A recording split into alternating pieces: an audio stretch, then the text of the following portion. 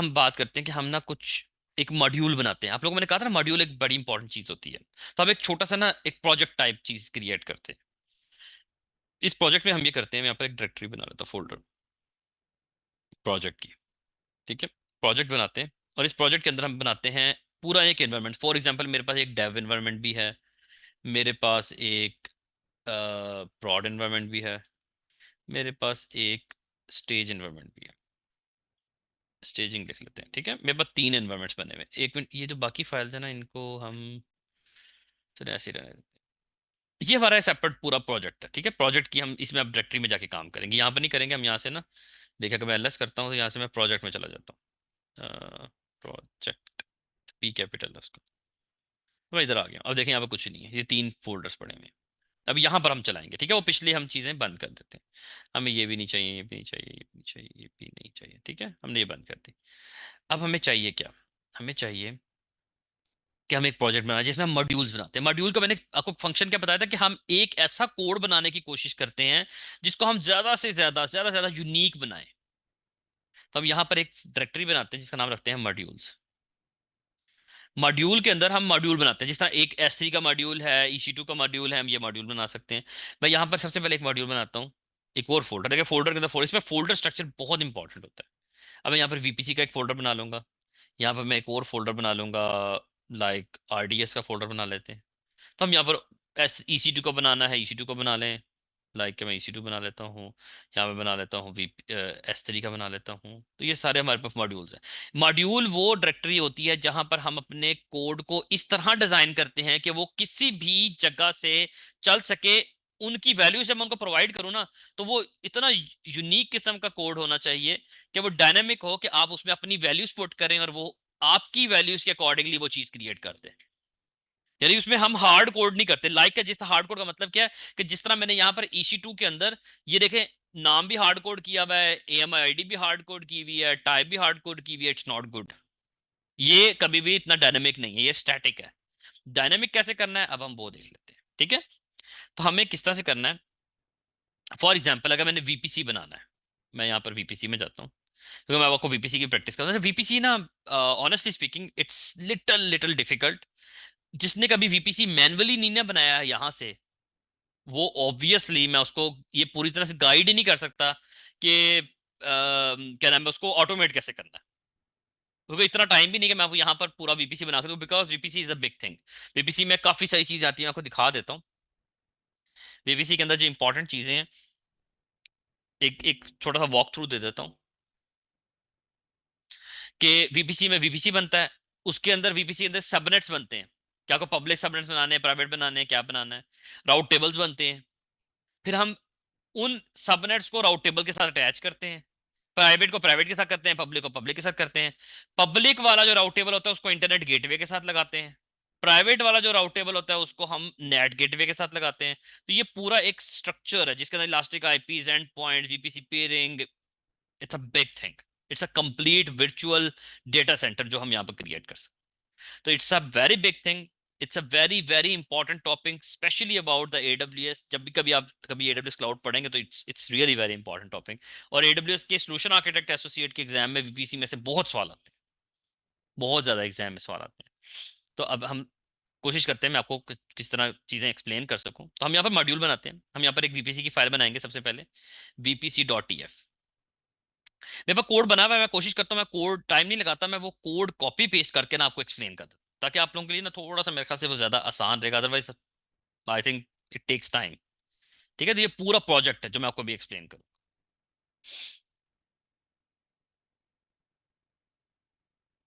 इसमें से कुछ चीजें होंगी जो एक्स्ट्रा है, वो मैं निकाल लेता हूँ। ये पूरा कोड है, मैंने पहले लिख के रखा हुआ था क्लास के लिए ही, मैं पहले भी पढ़ा चुका हूँ ये चीज। लेकिन लेट मी, मैं इसका एक मैंने कमेंट आउट भी किया है कि हम करेंगे क्या इस पूरे पार्ट के अंदर ना। ये VPC का भी और EC2 का भी पार्ट है, कि हम एक मॉड्यूल बना रहे हैं जो कि VPC क्रिएट करेगा। VPC के स्पेसिफिक CIDRs होते हैं। ठीक है, यानी कि सबनेट्स हम डिफाइन करते हैं। ये 3 सबनेट्स होते हैं जो कि AWS रेकमेंड करता है कि आपने इन रेंज के अंदर रहते हुए बनाना है। अगर मैं आपको AWS की जल्दी से डॉक्यूमेंटेशन दिखाऊं, तो AWS की डॉक्यूमेंटेशन में लिखा हुआ है AWS allowed VPC CIDR list. तो आपको ये अभी भी दिखा देगा, ये इसकी है पूरी, ये वही मैंने चीज लिखी हुई है कि ये लिस्ट है, ये आपको अलाउ जो इसके वीपीसी सीआईडीआरस हैं वो हम यूज कर सकते हैं, वो ये है, ये देखिए पूरा चार्ट बना हुआ है, मैंने यहाँ पर भी वही मेंशन किया। हम पहले ये बनाएंगे, इनमें से एक लेना होता है, यानी कि आप सारे नहीं लेना, आपने एक इनमें से लेना है। फिर पब्लिक और प्राइवेट सबनेट्स डिफाइन करेंगे, इंटरनेट गेटवे बनाएंगे, राउट टेबल बनाएंगे, सबनेट्स को एसोसिएट करेंगे with the route table, security groups बनाएंगे, नेटवर्क इंटरफेसिस क्रिएट कर सकते हैं, ऑप्शनल है, करना हो तो कर सकते हैं, नहीं तो जरूरत नहीं है। इलास्टिक आईपी भी हम क्रिएट कर सकते हैं, करना हो तो कर लें, नहीं तो ये दोनों चीजें थोड़ी सी एक्सपेंसिव पड़ जाती हैं, पैसे चार्ज करते हैं उसके। फिर हम EC2 इंस्टेंस बनाएंगे जिसमें हम अपाची भी इंस्टॉल करेंगे, पूरा वेब पेज बना देंगे। तो ये पूरा कोड उसी हिसाब से मैंने लिखा हुआ। अब कर क्या रहे हैं मैं आपको एक्सप्लेन करूँ। सबसे पहले हम वीपीसी क्रिएट करें। वीपीसी का ये कोड बड़ा सिंपल सा है, इतना सा कोड है। अब मैं आपको एक्सप्लेन, इसलिए मैंने आपसे कहा मैं आपको थोड़ा सा डिफिकल्ट है मेरे लिए एक्सप्लेन करना जिनको एडब्ल्यूएस नहीं, जिन पे काम किया। तो अगर मैंने वीपीसी क्रिएट करना हो ना, तो हम यहाँ से देखो कंसोल पे जाएंगे, यहाँ पे देखें लिखा हुआ आ रहा है क्रिएट वीपीसी, और मैं क्रिएट वीपीसी पे क्लिक करूंगा तो अब थोड़ी, जब मैंने वैसे कोर्स बनाया था उस टाइम ये चीजें ऑप्शंस नहीं थी, हम बड़े सिंपल भी कर सकते हैं। यहाँ पे सिर्फ नाम दें, वो देखो नाम इंपॉर्टेंट है, नाम टैग इंपॉर्टेंट, इसलिए वो कह रहा है ऑप्शनल है, लेकिन ये इंपॉर्टेंट है आप दो, और CIDR इंपॉर्टेंट है, बाकी कुछ भी इंपॉर्टेंट नहीं है। तो यहाँ पर भी देखे मैंने यही किया हुआ है, मैंने नाम दिया उसका और ये दिया हुआ है। अच्छा एक चीज मेरा ख्याल है मुझे पहले पढ़ा के आनी पड़ेगी, फिर मैं आपको आगे लेके जा सकता हूँ। यहाँ पर ना कुछ हमने वेरिएबल्स यूज की जो कि बड़ी इंपॉर्टेंट चीज है और बड़ी अच्छी चीज भी है। So I think I should teach you and then we will back. मैं इसको यहीं पर रोकता हूँ। हम यहाँ पर जो हमने EC2 वाला पार्ट था, मैं इसको भी बंद कर लेता हूँ, बल्कि यहाँ से हम ना इसको copy भी कर लेते हैं, जस्ट एक। हमने यहाँ पर, अगर मैंने ये देखे यहाँ पर हार्ड कोड की, मैं हार्ड कोड नहीं करना चाहता, तो मैं इसको वेरिएबल्स में रख सकता हूँ। यहाँ पर एक फाइल होती है जो कहते हैं variables.tf, ठीक है। आप अपने सारे वेरिएबल यहाँ पर रखते जाएं, लाइक कि अगर मुझे EC2 S3 की बकेट का नाम ये यहाँ पर हार्ड कोड नहीं करना, तो मैं यहाँ पर ये भी कर सकता हूँ कि मैं यहाँ पर ना ये दे दूं बकेट, बकेट यहाँ पर आ जाएगा सेम टू सेम। ये नाम है ना, मैं यहाँ पर ये कर सकता हूँ bucket name, bucket underscore name कर लो या बकेट नेम कर लो, ये इतना सा। अब मैं करूंगा क्या, ये जो वैल्यू है ना, ये वाली वैल्यू यहाँ से उठाऊंगा, क्योंकि मुझे नाम हार्ड कोड नहीं करना, मुझे हार्ड कोड नहीं करना ना। मैंने यहाँ पर एक वेरिएबल बना दिया बकेट का। अब ये वेरिएबल कहाँ से उठाएगा, ये वेरिएबल्स की फाइल से उठाएगा। वो कैसे देते हैं, मैं लिखूंगा वेरिएबल, और वेरिएबल में नाम दे दूंगा, सॉरी ये नहीं देना पूरा, ये मैं यहाँ दे देता हूँ, सॉरी। यहाँ मैं दूंगा किस वेरिएबल की बात हो रही, तो मैंने वेरिएबल यहाँ पे कौन सा दिया, बल्कि मैं आपके सामने ना यहाँ पर ओपन कर लेता हूँ, साइड बाय साइड ओपन कर लेता हूँ। ये वाला वेरिएबल है, इसको यहाँ से यहाँ पर डाल दूंगा, और बकेट का जो भी है यहाँ पर लिख दूंगा डिफॉल्ट, कि डिफॉल्ट वैल्यू इसकी ये है, बकेट नेम वेरिएबल में ये वैल्यू सेट कर दो। अगर मैं, एक बात याद रखना, अगर मैं ये डिफॉल्ट वैल्यू नहीं सेट करता, तो जब आप करोगे ना टेराफॉर्म अप्लाई, तो आपसे वहीं पर पूछेगा कि भाई बकेट नेम की क्या वैल्यू रखना चाहते हो, तो वो भी आप कर सकते हो, बट इट्स नॉट गुड आप यहाँ पर हार्ड कोड करो। बल्कि एक और काम करते हैं, क्योंकि हमारी दो बकेट्स है, मैं यहाँ पर कर देता हूँ 77, ताकि ना हमारे पास यहाँ पर थोड़ी सी यूनिकनेस रहेगी ना, क्योंकि हमें ये बना लिया एक, दूसरा भी वेरिएबल देना है मुझे, दूसरा भी दे देता हूँ 88, और यहाँ पर भी 88, ठीक है। इसका नाम कॉपी करके, बल्कि इस कोड को कॉपी करते हैं। देखना कोड में, जब मैं इसको टेराफॉर्म, इस कोड को जब मैं दोबारा से टेराफॉर्म अप्लाई करूंगा ना, तो आप ये दोबारा कहेगा कि कोई चेंज नहीं, क्योंकि देखिए मैं कोई चेंज नहीं कर रहा, मैं सिर्फ वेरिएबल इंट्रोड्यूस करवा रहा हूँ। तो मैं यहाँ पर देखें इस बकेट का ये कॉपी किया, यहाँ पर ले आया, और यहाँ कर दिया 88, कुछ भी डिफरेंट नहीं किया। यहाँ पर नेम में मुझे ये रखना है, मैं कहता हूँ यार ये पकड़ो, यहाँ पर भी ये डाल दो, क्योंकि ये भी वही चीज थी ना, मैंने ये भी यहाँ से उठाई, यहाँ पर रख दी।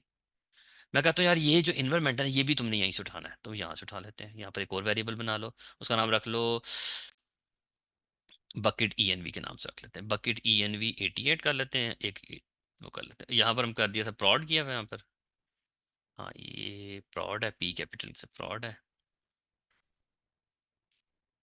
और इसी को कॉपी करते हैं, 77 वाला भी बना लेते हैं, और यहाँ कर देते हैं डेव, T कैपिटल से डेव, ठीक है। अब ये वाले वेरिएबल यहाँ पर डिफाइन करने हैं, तो यहाँ पर क्या करेंगे, ये पूरी वैल्यू ऐसी उठाते हैं, यहाँ पर डाल देते हैं, और वेरिएबल का नाम चेंज करके ये कर देते हैं। अब ये वाला पूरा नाम कॉपी करते हैं, यहाँ पर डालते हैं, और यहाँ पर 88 कर देते हैं। तो वही चीज़ें अब ये क्या करेगा, वहां से उठा लेगा। इसकी हमें ज़रूरत नहीं है। अगर मैं इसको अभी रहने देता हूँ, ताकि मैं आपको दिखाना चाह रहा हूँ कि कुछ चेंज नहीं आएगा। मैं जब यहाँ पर आके प्रोजेक्ट से पीछे जाता हूँ, यहाँ पर मैंने फाइल ऐड की है, मेरे ख्याल से मैं शायद, हो सकता है, आई एम नॉट श्योर, मुझे थोड़ा याद नहीं आ रहा, शायद हमें टेराफॉर्म इनिट करना पड़ जाए, बाकी कुछ नहीं करना पड़े, क्योंकि उसको भी वेरिएबल फाइल का पता चलेगा ना। तो लेट मी जस्ट सी, मैं टेराफॉर्म प्लान करता हूँ, तो देखते हैं मैं क्या कहता है। अगर वो वेरिएबल की फाइल पकड़ लेता है तो वो कहेगा कि कोई चेंज ही नहीं है, क्योंकि चेंज किया ही कुछ नहीं हमने। हमने सिर्फ वेरिएबल की फाइल इंट्रोड्यूस कराई, बाकी तो कुछ भी नहीं किया हमने। कोड यानी कि इंफ्रास्ट्रक्चर में तो कोई चेंज नहीं किया ना।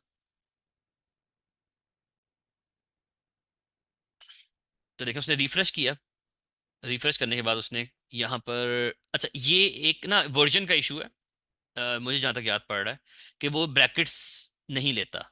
हाँ ब्रैकेट्स नहीं लेता। अब वो ब्रैकेट्स नहीं लेता, तो अब वो कह रहा है कि ब्रैकेट्स मैं नहीं जानता, मुझे सिंपल var डॉट, मेरे ख्याल से यार ये भी इसके बगैर ही है। आई थिंक कि शायद इस तरह था। Let me just see.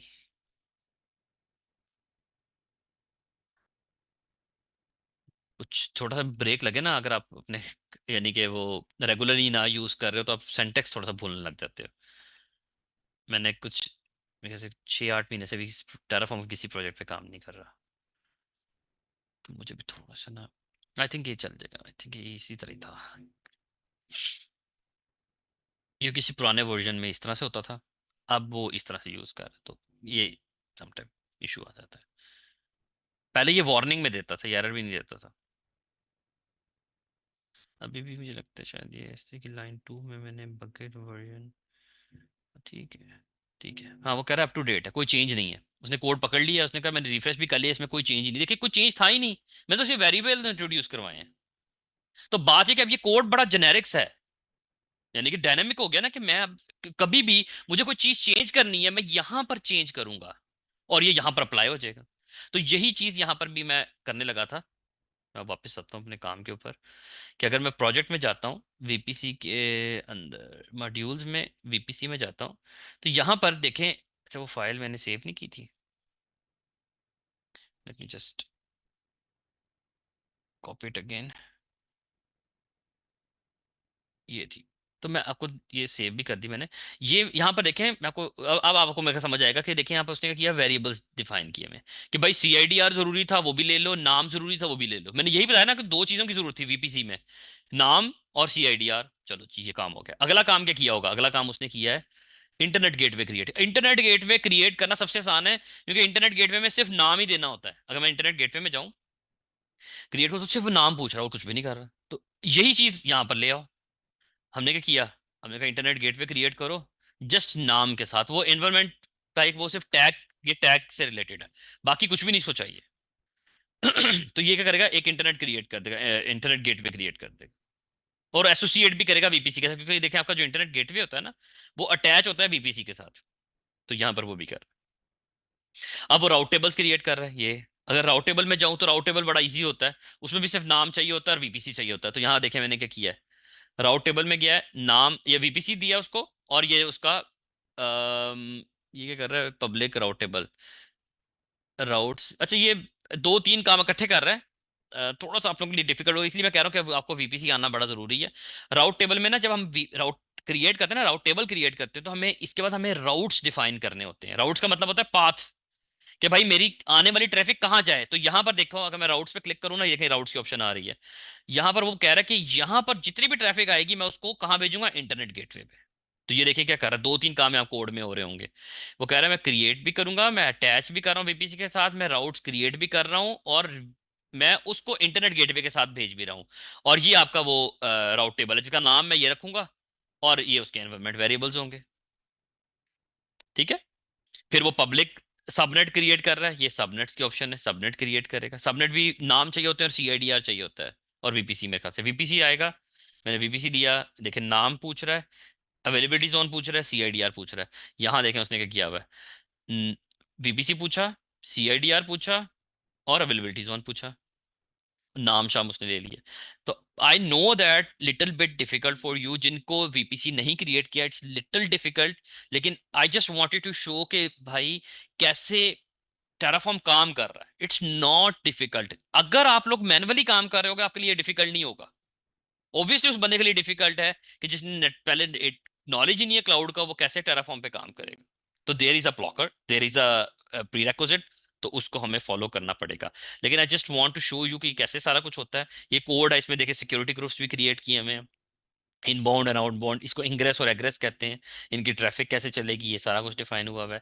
Network interface और इलास्टिक आईपी क्रिएट किए हुए हैं। ये पूरा ईसी टू इंस्टेंस क्रिएट होगा आपके उसके ऊपर। लेकिन यहाँ देखें सारा कोड जो है ना सारे कुछ वेरिएबल्स में है। अब बात करते हैं कि वेरिएबल की फाइल कहाँ है, तो हम वेरिएबल की फाइल एक बना लेते हैं यहाँ पर, वेरिएबल्स डॉट टीएफ। हम एक वेरिएबल्स की फाइल बनाते हैं, हमें वेरिएबल का कोड भी पड़ा हुआ है, मैं वो भी यहाँ पर डाल देता हूँ। अब मैं आपको एक्सप्लेन करता हूँ कि यहाँ पे वेरिएबल में क्या है। नाम हमने कहा है, नाम डमी कुछ भी रख दो। यहाँ पर रख देता हूँ एल्बिस्टेक। इन्वायरमेंट डेव कर लेते हैं। सी आई डी आर हमने ये दिया हुआ है, वीपीसी का सी आई डी आर। ये उसका वाइल्ड कार्ड, यानी कि होता है कि जहां हमने सारी ट्रैफिक भेजनी होती है हम वहां पर वाइल्ड कार्ड यूज करते हैं। ये उसके पब्लिक और प्राइवेट सबनेट्स हमने डिफाइन किए हुए हैं।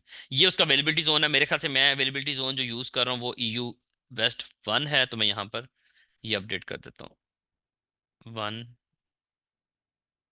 इसको मैं कॉपी करके रिप्लेस करता हूँ ताकि कोई चीज़ रह ना जाए। तो हमारे पास दो ये आ गए, ठीक है। अच्छा ये भी था और ये भी था, सही है। तो हमारे पास ये दोनों आ गए। फिर हमने यहाँ पर प्राइवेट आईपीएस डिफाइन कर दिए। फिर हमने ईसी टू इंस्टेंस की एएमआई आईडी, अब एएमआई ये वाली नहीं चलेगी क्योंकि ये शायद किसी और रीजन की थी। मैं यहाँ पर एएमआई आईडी डाल देता हूँ यूबंटू की, जो मैंने अभी यूज की थी ईसी टू इंस्टेंस में, ये वाली यूज कर देते हैं।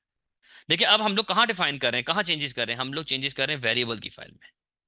टी टू लार्ज है मेरे ख्याल से, ये स्ट्रॉन्ग के मैं टी टू लार्ज यूज करूँ काफी बिल पड़ जाएगा। माइक्रो ठीक है, ये स्मॉल कर देते हैं, ठीक है। ये देखिए फ्रैंकफर्ट की है, मुझे फ्रैंकफर्ट की नहीं है मेरे पास, यहाँ पर की पड़ी हुई है एक, मैं वो यूज कर लेता हूँ। लाइक कि मैं अगर EC2 में जाऊं तो यहाँ कीज की ऑप्शन आ रही होती है। हम की क्रिएट भी कर सकते हैं रियल टाइम में, लेकिन मेरे पास ये क्योंकि डी वाली की पड़ी हुई है तो मैं ये वाली की यूज कर लेता हूँ। मैं कहता हूँ यार ये वाली की लगा देना इसके साथ। तो अब हमने कहाँ सारी चीजें वैल्यूज चेंज की, हमने सारी वैल्यूज वेरिएबल की फाइल में चेंज की, और यही चलेगा।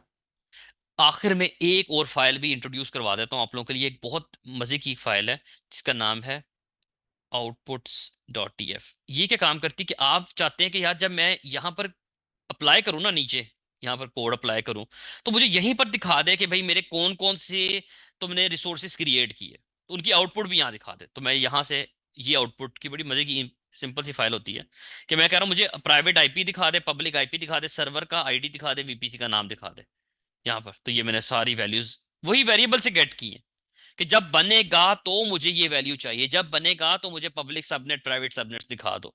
तो ये सारा कुछ वहां से ले जाएगा। तो ये आउटपुट्स की फाइल भी यहाँ पर आ गई। अब मैं वैसे तो मैं अप्लाई कर सकता हूँ, लेकिन मैं एक काम करता हूँ कि मैं एक डेव इन्वायरमेंट से कॉल करता हूँ ये सारा कुछ। मैंने मॉड्यूल बना लिया।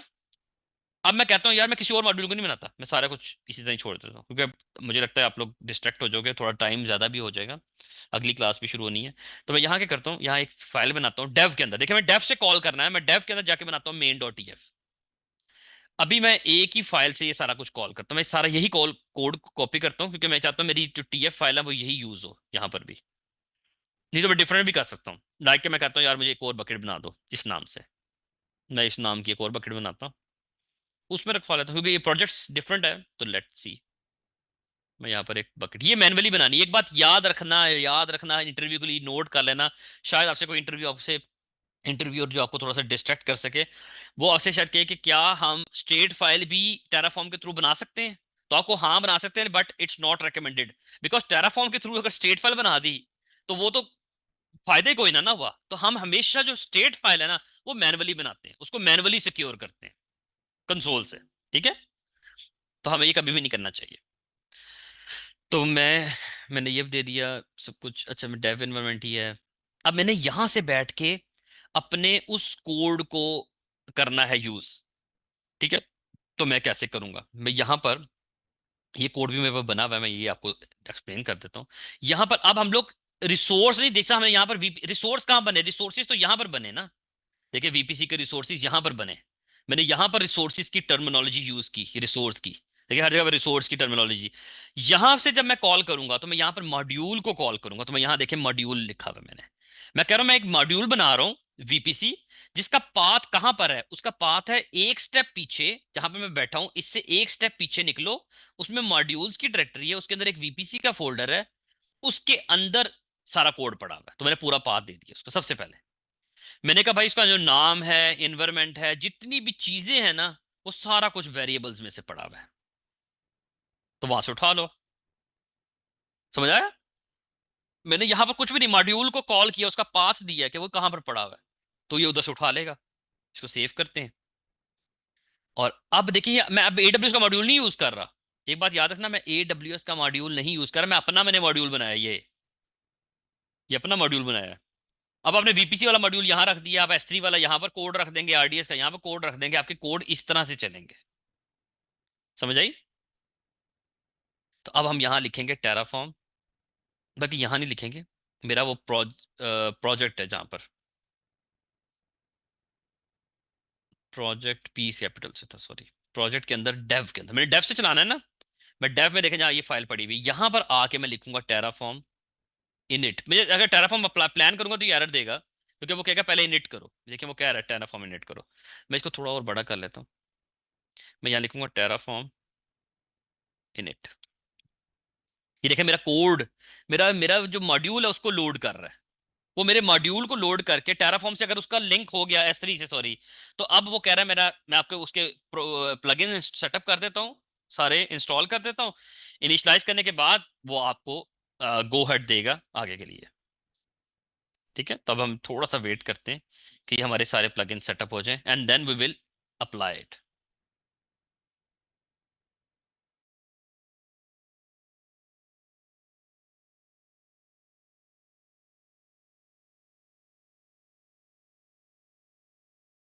बस ये आखिरी एक टेस्ट है, इसके बाद फिर हम आज का सेशन क्लोज करते हैं।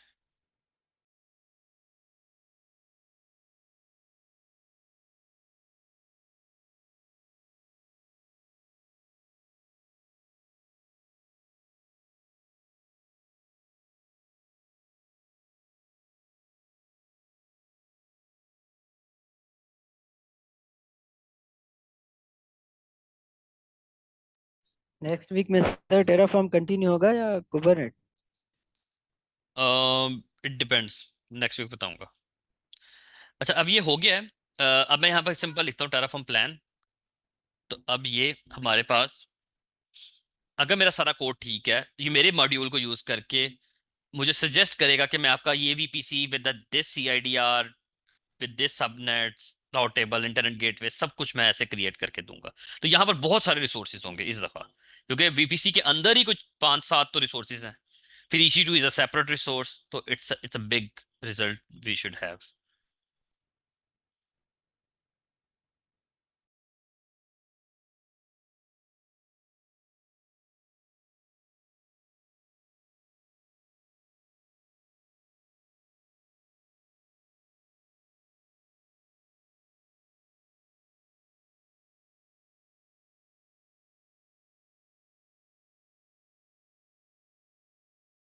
थोड़ा टाइम लगा रहा है बस।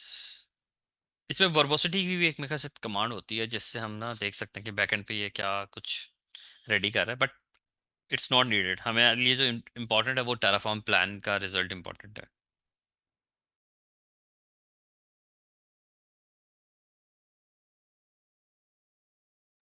ओके, आई थिंक हमारे इस कोड में कुछ एरर्स हैं।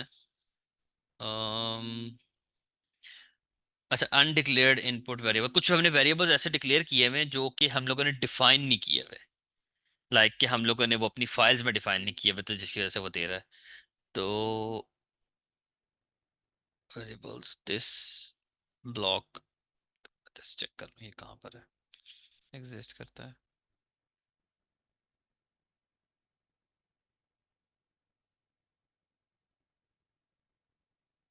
हाँ यहाँ पर ये एग्जिस्ट करता है। और यहाँ पर ही हमने वेरिएबल्स दिए हुए हैं, यहाँ पर दिया हुआ है और यहाँ पर भी दिया variable. Okay okay okay okay, got it. चक्कर ये है कि होता ये है कि हम लोग की ये जो जो वेरिएबल्स है ना, कुछ वेरिएबल्स ये यहाँ पर भी एग्जिस्ट करने चाहिए। यहाँ पर ना, जिस तरह हम लोगों ने यहाँ पर ये दिया हुआ है ना वेरिएबल, यहाँ पर हम लोग के वेरिएबल्स मिसिंग हैं मेरे ख्याल से। यहाँ पर हमने डिफाइन किया हुए वेरिएबल्स के अंदर, यहाँ पर डिफाइन किया हुआ है। बीपीसी के अंदर हमने यहाँ पर डिफाइन किया, आउटपुट के अंदर हमने डिफाइन नहीं किए क्योंकि इनकी ज़रूरत नहीं है। ओके, मैं जस्ट गाइड कर देता हूँ, इसको फिक्स भी कर देते हैं, अभी टाइम थोड़ा सा है क्योंकि अगली क्लास के भी स्टूडेंट्स वेट कर रहे हैं। अच्छा, होगा क्या कि मेरा मॉड्यूल है, मैं इसको फिक्स करके अगली दफा आपको दिखा दूंगा। मेरा मॉड्यूल है जिसको ये यूज करके पूरे रिसोर्सेज क्रिएट करेगा। उसके बाद हमारे पास बेनिफिट क्या होगा, फॉर एग्जांपल ये चल जाएगा जब मैं आपको दिखाऊंगा। मैं यही फाइल जो मेन डॉट टीएफ मैंने डेव में क्रिएट की है विद डेव, मैं यही सेम टू सेम फाइल प्रॉड में और स्टेज में भी क्रिएट कर सकता हूँ। लेकिन ये डेव और प्रॉड के, अच्छा हाँ मुझे समझ आ गई मिस्टेक क्या है। मिस्टेक ये कि यहाँ पर भी ना मेन डॉट टीएफ के साथ मुझे वेरिएबल की फाइल मिसिंग है। मैंने गलती से ना यहाँ पर भी एक वेरिएबल की फाइल बनती है, तो मैंने वो वेरिएबल की फाइल नहीं बनाई, इसलिए मसला आ रहा है। अभी मैं क्रिएट नहीं करूंगा, नेक्स्ट टाइम आपको दिखा दूंगा। तो हमें यहाँ पर अपने मेन डॉट टीएफ की फाइल हम प्रॉड और स्टेज में भी सेम टू सेम क्रिएट कर सकते हैं। इसकी वेरिएबल के अंदर हम डेव के और स्टेज के डिफाइन करेंगे और उसके बाद वो उसके हिसाब से अपने रिसोर्सेज क्रिएट कर लेगा। तो ये आपको बेनिफिट यहाँ पे मिलता है कि ये मॉड्यूल्स हमारे इतने रीयूजेबल हैं कि वो किसी भी एनवायरनमेंट के लिए प्रॉपरली चल सकते हैं। तो ये सेशन था आज का, आज सेशन खत्म करते हैं। आप लोगों ने नेक्स्ट वीक इंशाल्लाह, मैं टेराफॉर्म का ये पार्ट भी कंप्लीट करूंगा और इंशाल्लाह हम क्यूबरनेटिस के जो एक दो टॉपिक्स रहते हैं वो भी इंशाल्लाह